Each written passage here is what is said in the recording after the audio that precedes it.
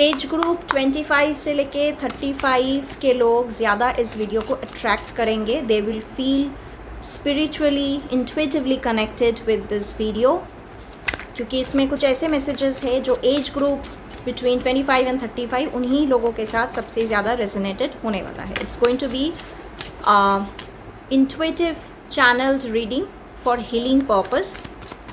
Let's see what are the channeled energies I'm getting right now. What are the channeled energies, cosmic powers? Thank you. Beautiful, the star. Amazing, amazing energy, amazing card. पहला ही card इतना अच्छा आ गया है. It's a major arcana. Star here is telling me, giving me a clear indication it's time to take care of yourself. Self healing पे ध्यान दे. I said it's going to be a channeled intuitive reading for self healing purpose. और card भी आया healing का ही. Star card ना healing को दर्शाता है. Mental, physical, emotional, spiritual. तो हर एक एस्पेक्ट में आपको healing की ज़रूरत है. I feel a lot of people, you guys are hard working, बहुत ज़्यादा एफर्ट डाल रहे हो, लेकिन when it comes to eating and when it comes to sleeping आप लोग प्रॉपर टेक केयर नहीं कर रहे हो, तो उस पर ध्यान ज़रूर दीजिए.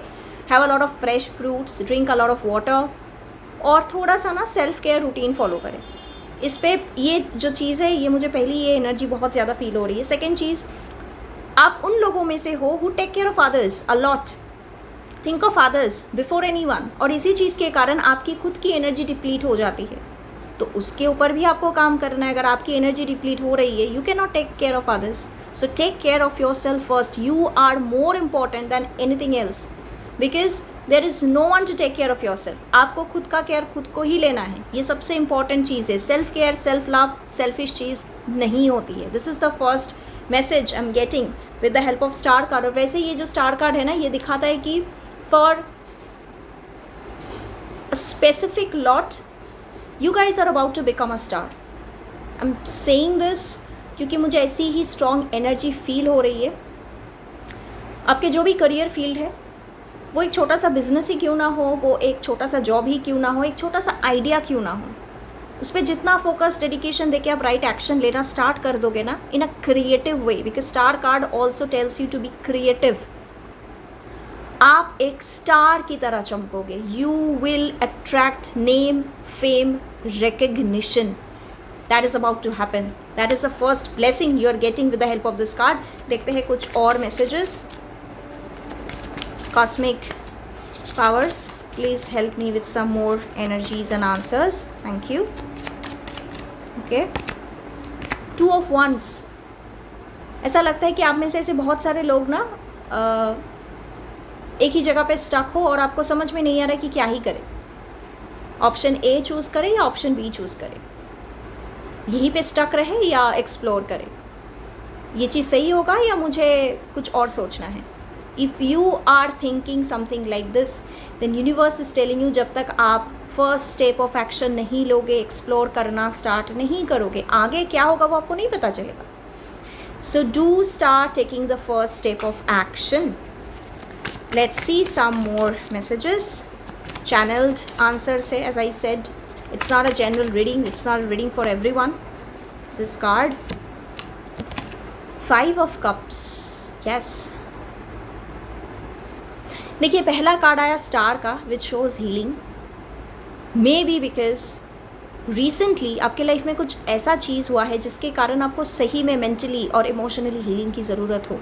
You have been hurt. आप बहुत डिसअर्टेंड, डिसअपॉइंटेड हुए हो.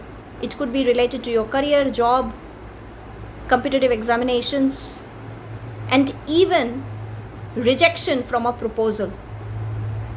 That is the energy I'm getting. कहीं पे भी आपको रिजेक्शन मिली हो, आप डिसअपॉइंटेड हुए हो ना, ये टेम्पररी फेज है. आपके पास इससे भी बेटर अपॉर्चुनिटी है, as you can see in the card. ये जो बंदा है, this person is focusing on these 3 cups जो गिर गए हैं.